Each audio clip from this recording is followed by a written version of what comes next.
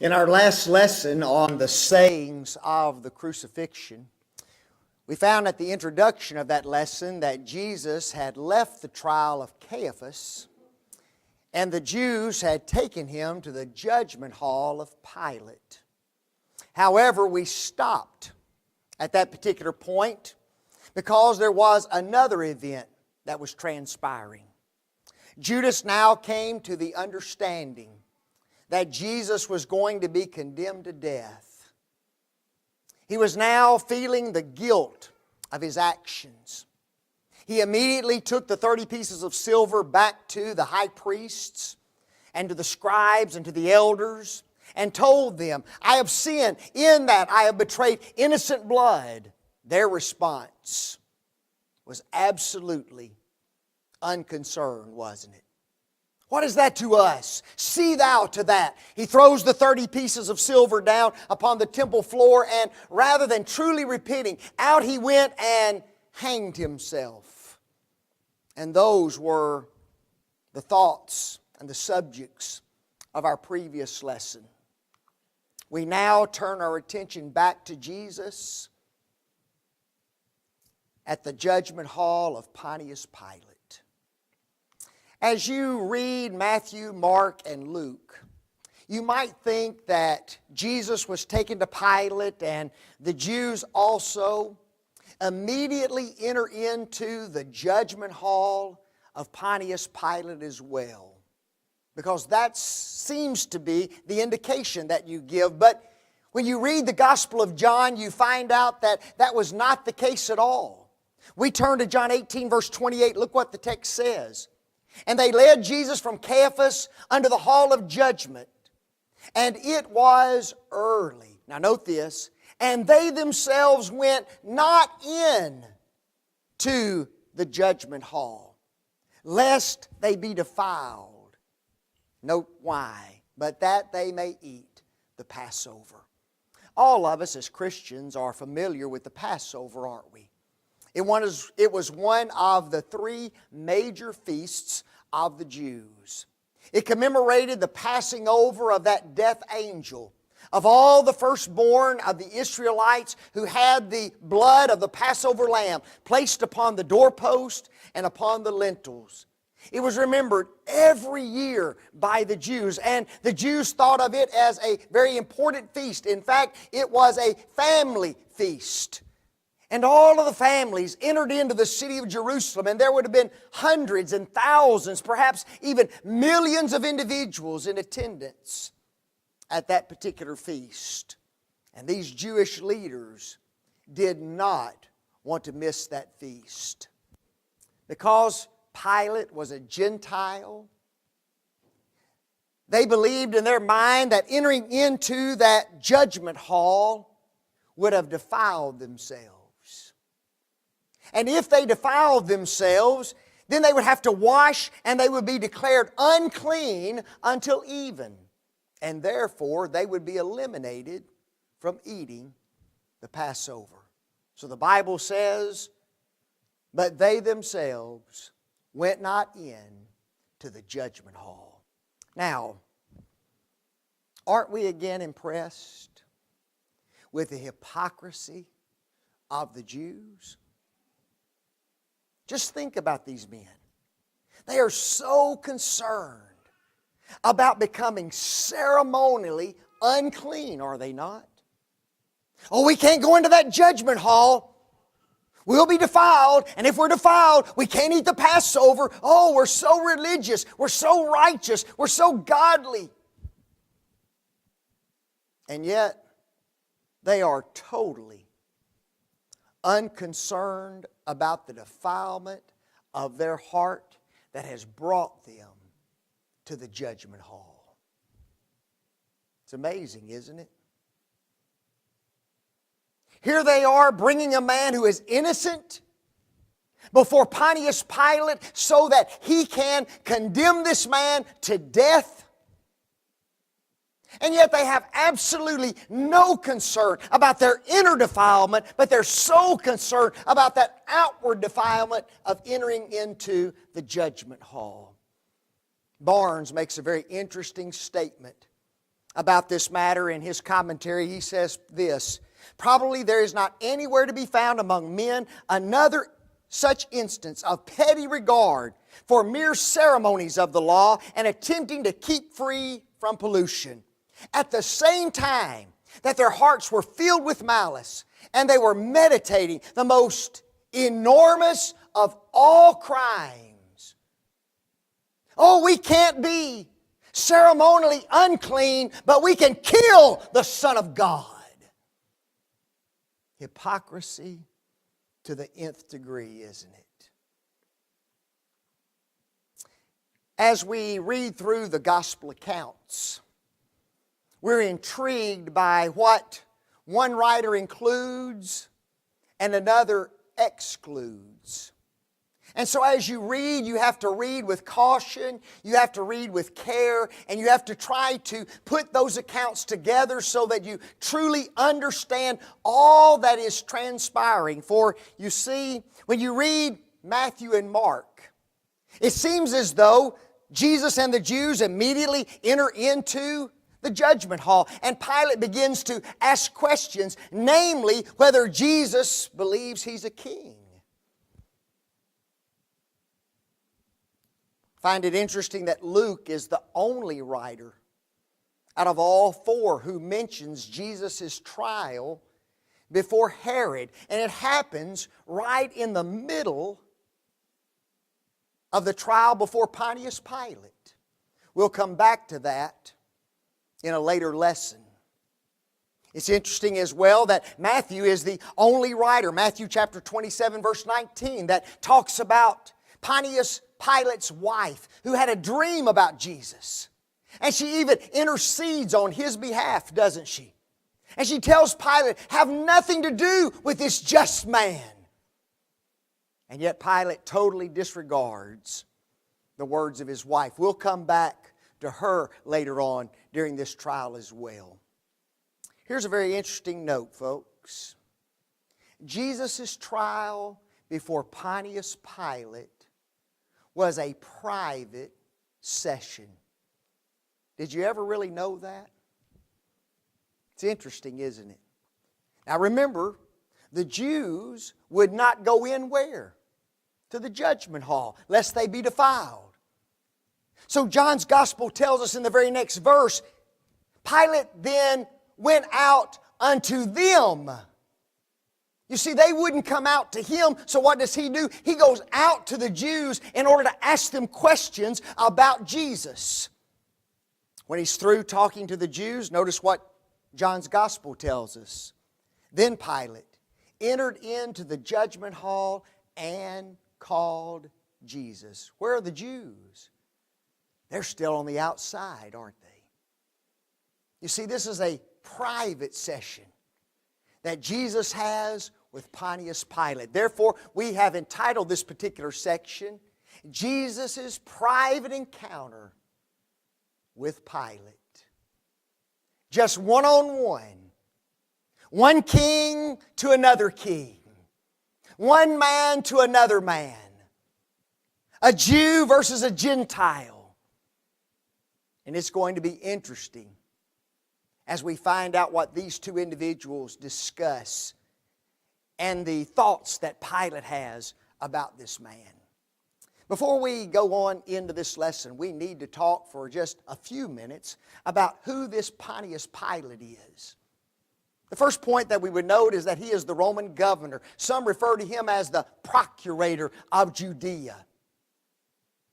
He was a king over the region of Judea, appointed by the Roman authorities, and he reigned from AD 26 unto AD 36, some 11 years among the Jews. It's interesting that we know very, very little factual information about this man. In fact, we don't really know where he was born. Isn't that interesting? Most individuals, most commentators, most scholars of the Old Testament believe that Pontius Pilate was born in Italy, but there's no proof of that. Some say Scotland, some say Spain, some say the regions of Germany itself. There's nobody who truly knows exactly where he was born. Notice also, he was a married man. We know that even from the biblical text, don't we? His wife has this dream about him, a very discouraging dream, a very troubling dream, a dream that causes her to react and immediately make contact with her husband and tell him, have nothing to do with this man. No name is given, though, is it? When you go into tradition, when you go into secular history and try to find out a little about his wife, the only thing that we can come up with is this name. Procla. How would you like that name? Procla. Beautiful child's name, isn't it? What's your name, your little daughter? Oh, her name's Procla. Notice this point. As governor of Judea, he had three main priorities. Number one, he was over a military unit of about 3,000 men. His number one priority, as far as the Roman government was concerned, was to make certain that his region maintained peace. And he had the military to stop any uprisings, any rebellions, any insurrections against Rome. My friends, if there were any trouble in the region and he could not suppress it, Rome would be on him in a heartbeat. Secondly, it was his responsibility to make certain that all of the taxes for the Roman government, the tribute, was collected.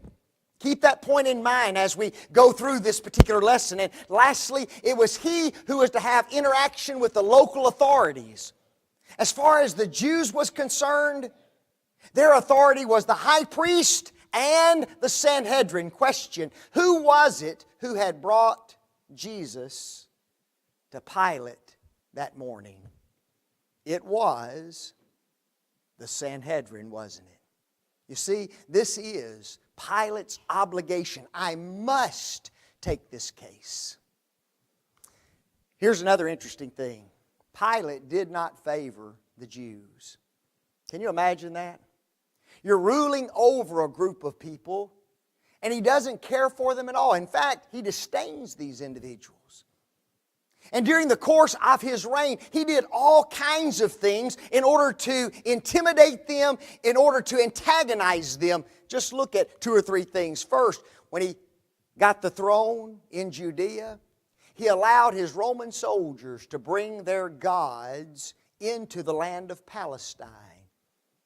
My friends, the Jews had been free of idolatry since the days after the Babylonian captivity. That captivity had ridded them of their idolatrous worship. And now Pilate allows these men to come in and just set up their gods throughout the land of Israel. You see, he was antagonistic to them. That lasted for several months, and finally he ordered those images removed. A second thing that he did, he went into the temple of the Jews, a holy place, is it not?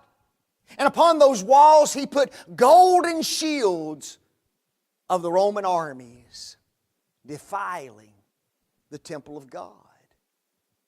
It took an order from Caesar Augustus to have those particular shields removed from the temple. Thirdly, he took money from the temple in order to have an aqueduct for water built. And if any of the Jews rose up in protest against the taking of that money from their holy temple, he immediately ordered their execution. Here is a man who has no affinity whatsoever for the people under his care. Can you imagine that morning when they show up with Jesus? How he felt about those individuals? We'll talk about it more in a minute. He's mentioned by all four of the gospel writers. He's also found in two other books, Acts and 2 Timothy. He is mentioned 56 times in 54 verses. Here's what's interesting. He is very briefly involved in the histories of four writers. Number one, Tacitus. Number 2, Philo. Number 3, Josephus. And then Eusebius. But the only thing that he is truly known for in all of the histories and in the Gospels involves his trial concerning Jesus and the crucifixion of the Son of God. My friends, this is Pilate's mark in history. This is the one thing for which he is known. Isn't that something? Here you are, you're living as a king. You want to do wonderful things. You want to be well known. You want to have your 15 minutes of fame. And he finally gets it, does he not? And the only thing he's known for is the crucifixion of the Son of God. After his reign, he only lived 3 more years. Caligula occupied the throne. And as the emperor, he ordered Pilate to put himself to death. And he did by suicide. Not a very flamboyant life, is it? Not much to tell about. And yet he occupies a very prominent position in the Gospels of the New Testament. This has been a long introduction. So we're not going to have time to get into the biblical text a lot, but we're going to start with the first point, the accusations. It begins with the asking.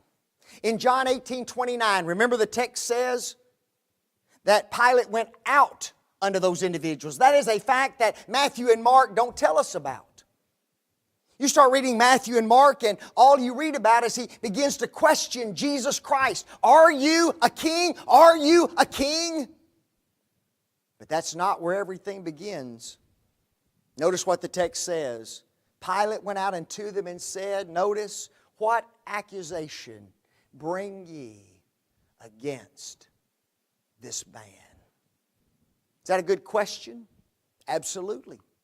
Folks, in order to prosecute an individual, there must be accusations, hadn't there? You shouldn't prosecute a man for absolutely no reason. The Jews shouldn't be able to walk up to Pilate and say, put him to death, and Pilate says, oh, fine, I'll put him to death. That shouldn't be the way it is. It should be based upon accusations. Now, accusations can be true. Accusations can be false. And what I find interesting about the Jews is that the accusations that they had to make against Jesus could not involve the law of Moses at all. When the Jews approached Pontius Pilate, they couldn't go to Pontius Pilate and say, Pilate, we think he's guilty of death because he's broken the law of Moses. Pilate could care less. If they're going to bring Jesus to Pontius Pilate, they're going to have to find him guilty of crimes against Rome itself.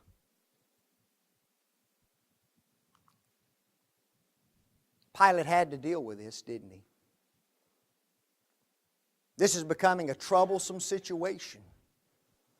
The Jewish leaders, the Sanhedrin, are agitated.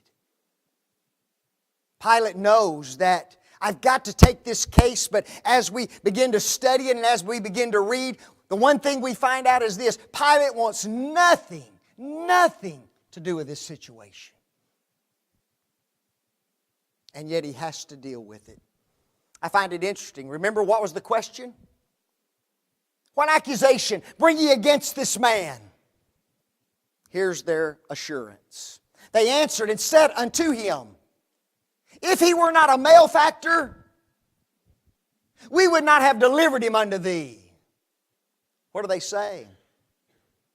Pilate, just trust us. You know who we are. We're the Sanhedrin. We're the leaders of the Jews. If this man wasn't a malefactor, we would have never brought him to you. We wouldn't waste your time on something trivial. This is something of vital importance. This man's a what? A malefactor. We don't use that word very often, do we? A malefactor. Notice the definition. A bad doer. An evildoer. A worker of evil. A criminal. Pilate, this man is a criminal. He is a horrible fellow. He is a bad doer. He is a worker of evil. And if he weren't that, we would have never brought him to you. But here's what I find interesting. The only crime that the Jews had accused Jesus of in the trial before Caiaphas was what? Blasphemy. Are you the Son of God? What did Jesus say? I am. Blasphemy. Folks, listen to me. That violation was a violation of the law of Moses. It had absolutely nothing to do with Roman law. Nothing.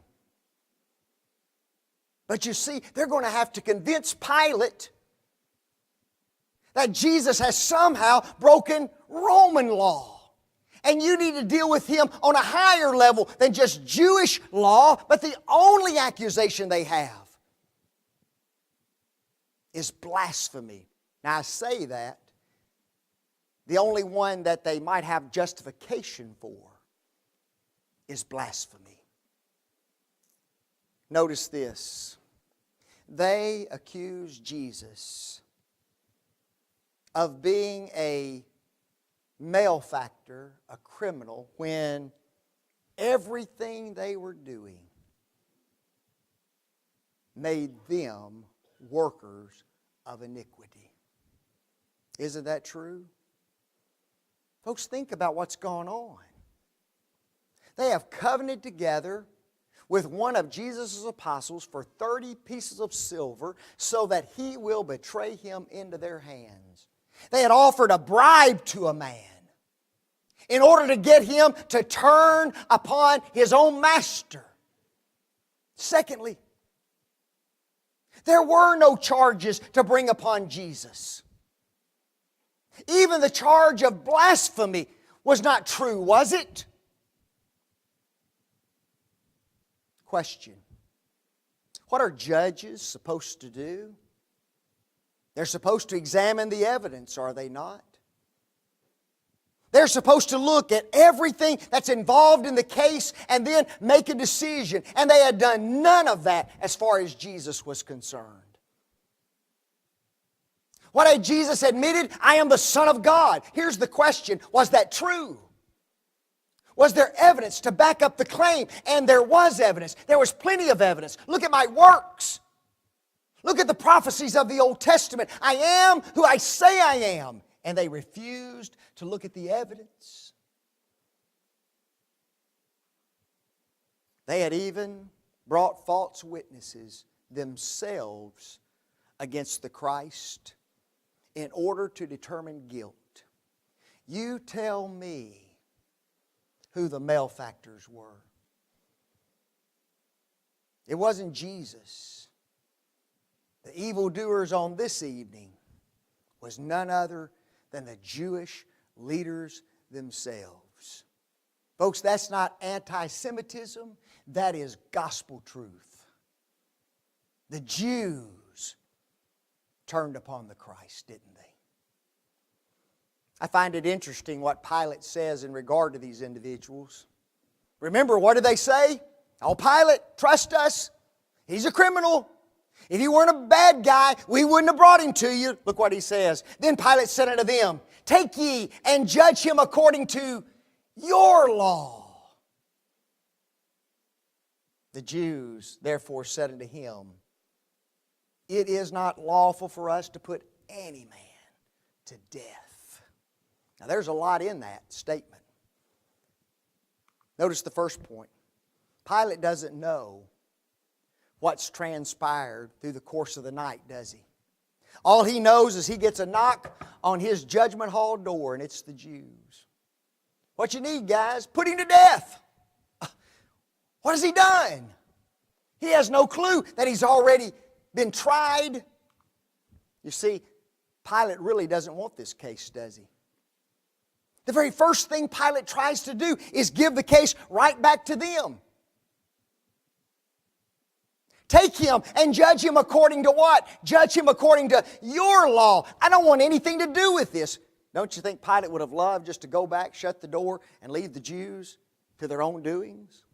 He would have loved that. He wants out of this case badly. He exhorts them, try him by your own law, but their answer indicates that they had already tried Jesus, doesn't it? What did they say? We can put no man to death.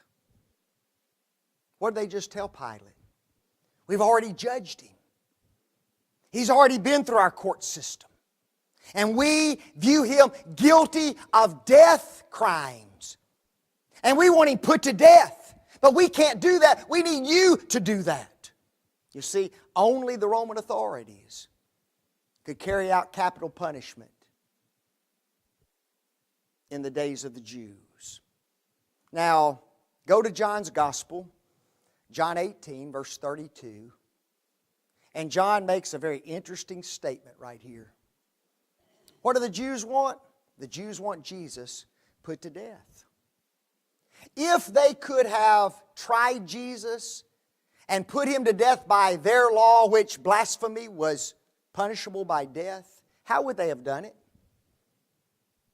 It wouldn't have been by crucifixion. Jews didn't crucify individuals. It would have been by some other means. Perhaps stoning would have been the way that they would have killed Jesus. But here's what's interesting. Jesus had already told His own disciples exactly how He's going to die. Read Matthew 20, verse 19. Read Matthew 26, verse 2. Over and over, Jesus has told His disciples, I am going to die, watch this, by crucifixion. You know what that meant? The Romans had to do it. Jesus knew long before the event what was going to transpire. Therefore, John puts in this comment that the saying of Jesus might be fulfilled which He had spoken, signifying by what death He should die. Jesus had told them, I'm going to be crucified. How did Jesus know that, folks?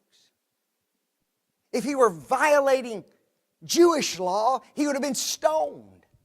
He knew the Jews were going to have to take Him to the Roman authorities. He knew that they're going to have to convince the Roman authorities to put Him to death. He knew that Pilate would order His crucifixion. Jesus knew, I'm going to hang upon a cross and die for the sins of mankind. He had foretold it months and months and months before the event ever occurred. Luke is the only writer that mentions the actual allegations. Can you imagine what the Jews were having to think? They were hoping that Pilate would just accept the case, condemn Jesus to death, and it'd all be over. Oh no, not Pilate. What's he done? What are the allegations? What are the charges? Well, the Jews have to come up with some, and they do in Luke 23, verse 2. Notice what it says. And they began to accuse Him, saying, we found this fellow, what? Perverting the nation. And what? Forbidding to pay tribute to Caesar, saying that He Himself also was Christ, a king. Notice they don't mention blasphemy, do they? Now, at the conclusion of the trial of Caiaphas, blasphemy was the charge, wasn't it? Remember, the high priest rent his garment and cried out, He's guilty of death. What say ye? And they all said, He's guilty of death. And yet when they bring Him to Pilate, not one word is mentioned about blasphemy. Can't charge Him with that crime. So what do? They just make up some other crimes that they know will cause Pilate to have to bring this man in and talk to him. 3 things they accuse Him of. Number 1, corrupting the nation. We found this fellow what? Perverting the nation. Whose nation are we talking about? We're talking about the Roman nation. Folks, Roman was the world power at that particular time. And if anybody's going to corrupt the nation, if anybody's going to disturb the nation, if anybody's going to turn the nation upside down, then guess what? Rome wants to know about that. Did Jesus have a lot of people following Him? Oh man, masses of people. And those Jews could have easily pointed to that, couldn't they? He has thousands of people over here, thousands of people over there. He draws crowds everywhere He goes. And guess what He's doing? He's trying to pervert the nation. But notice secondly, He's curbing what? Curbing tribute. Now what was the second responsibility that Pilate had as a Roman authority? To collect taxes. Now he's standing before a man who's trying to do what? He's standing before a man that the Jews say is trying to curb taxes. He's trying to forbid people to pay taxes to you. Aren't you concerned about that, Pilate? And thirdly, he claims he's a king. Question, was Pilate a king? He considered himself such. A minor king of the Roman Empire, but a king, a governor, a ruler. And was there another king that was in authority at that particular time in the Roman Empire? Oh yes, the Roman emperor, folks. He was king. We've got trouble here, don't we? We've got a man standing before you who's trying to overthrow the nation, who's trying to cut back your taxes, and who's claiming that he is a king. Pretty serious charges. In fact, the charges were serious enough that Pilate wanted to talk to Jesus. Notice the text again. Then Pilate went into the judgment hall again and called unto him Jesus. Question. Where are the Jews? They're nowhere to be found. They're outside the judgment hall. Folks, it's at this point that Pilate and Jesus carry on a very private conversation, one with another. Ain't it sad that we've reached the conclusion? I'm not even going to tell you what happens yet. You're going to have to schedule another Sunday night sometime to come back. Because you see, Pilate is disturbed by what these men have said to him. You know that? And the main thing that concerns him is his claim to be what? His claim to be a king. You see, that's why Matthew and Mark start their accounts out with that one question. Art thou a king? That's troubling. But here's what's really interesting. The answer of Jesus. Jesus answers in such a way that Pilate goes back out to those Jews, and guess what he tells them? I find no fault in this man. Man. Question. Was Jesus a king? Yeah. And what's interesting is when Pilate asks him, are you a king? He tells him yes. And yet when he goes back out to the Jews, he tells the Jews, I don't find any fault in this man. How do you do that? How do you be a king under the Roman authorities and be declared innocent? You see, that involves Jesus' answer to Pilate. Interesting. We'll study the encounter in our next lesson. 2 or 3 weeks, 4 weeks, whenever we get to that next lesson. This is good stuff, guys. You know it? Intriguing what's going on. It's sad that our Lord had to go through this kind of a trial, isn't it? It's a dog and pony show. It's a mock trial. It's one that should have never been conducted. And yet, what's going to be Pontius Pilate's one claim to fame? I allowed the Jews to crucify the Son of the living God. And yet, it was all part of God's plan, wasn't it? Had He never died, you and I would never be here tonight, justified in the sight of God. On that cruel cross, He shed His blood. And it's that blood that gives us our redemption, isn't it? Do you need that redemption tonight? You need to obey the gospel through faith, repentance, confession, baptism for the forgiveness of sins. Won't you do that? Dear Christian, you and I need to rejoice in what we have. You know that? We've got something that's priceless. And one day, because of what Jesus did, you and I can live forever in that beautiful place called heaven. Here's my question to you. Are you going there? Are you going there? Is there something in your life that would keep you from that at this very hour? Maybe you need to repent of that and ask God to forgive you. Won't you come as we stand and sing?